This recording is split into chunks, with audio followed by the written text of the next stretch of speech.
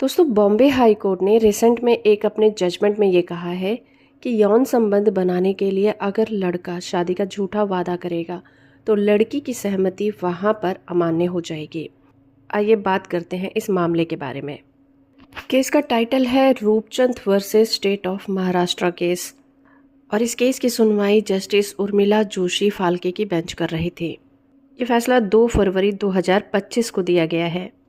इस फैसले में बॉम्बे हाई कोर्ट की नागपुर बेंच ने यौन अपराधों से बच्चों का संरक्षण, जिसे हम पॉक्सो एक्ट कहते हैं, और आईपीसी के सेक्शन 376 2H के तहत यौन उत्पीड़न के एक मामले में रूपचंद दिलीप शिंदे की सज़ा को बरकरार रखा है।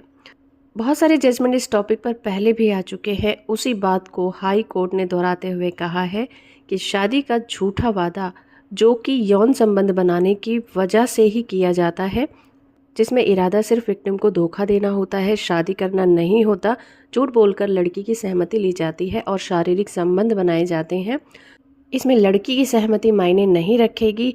और इस केस में रूपचंद को 10 साल की सज़ा सुनाई गई थी। उसी के खिलाफ ये अपील की गई थी, जिसे बॉम्बे हाई कोर्ट ने खारिज कर दिया है।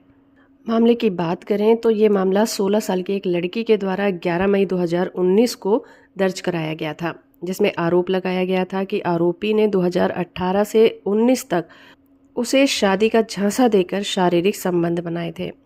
विक्टिम किसी फ्रूट सेंटर में काम करती थी। आरोपी तब वहां जाया करता था और उनके बीच जान पहचान बढ़ी। उसने शादी का वादा करके उसके साथ यौन संबंध बनाने के लिए मजबूर किया। जब विक्टिम प्रेग्नेंट हुई तो आरोपी ने उसे अबॉर्शन की गोलियां लाकर दी। गोलियां बेअसर रही और बाद में उसने 21 अगस्त 2019 को एक बच्चे को जन्म दिया। इस केस में आरोपी पर आईपीसी के सेक्शन 376 2H और पॉक्सो एक्ट के सेक्शन 6 के तहत आरोप लगाए गए थे और आरोपी को 10 साल की कठोर कारावास दी गई थी, प्लस 2000 रुपये का जुर्माना लगाया गया था। इस केस में हाई कोर्ट ने आईपीसी के सेक्शन 90 पर भरोसा जताया था। इस सेक्शन में ये कहा गया है कि तथ्य की गलत धारणा के आधार पर ली गई सहमति कानूनी मान्यता नहीं रखती है। यहाँ पर सुप्रीम कोर्ट के द्वारा दिए गए जजमेंट का भी हवाला दिया गया और ये भी कहा गया कि लड़की नाबालिग थी और अगर उसने सहमति दी भी थी तो वो सहमति अमान्य होगी। दूसरी बात ये कि फॉरेंसिक रिपोर्ट से ये पता चल गया था कि आरोपी ही उस बच्चे का पिता है।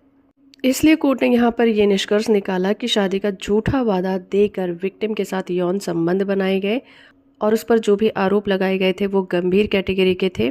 इसलिए हाई कोर्ट ने उसकी सज़ा को बरकरार रखा। जजमेंट का PDF लिंक आपको नीचे डिस्क्रिप्शन में मिल जाएगा, वहाँ से आप इसे डाउनलोड कर सकते हैं। तो होप फ्रेंड कि ये वीडियो आपको इन्फॉर्मेटिव लगा होगा। वीडियो को लाइक और चैनल को सब्सक्राइब करना बिल्कुल मत भूलिएगा।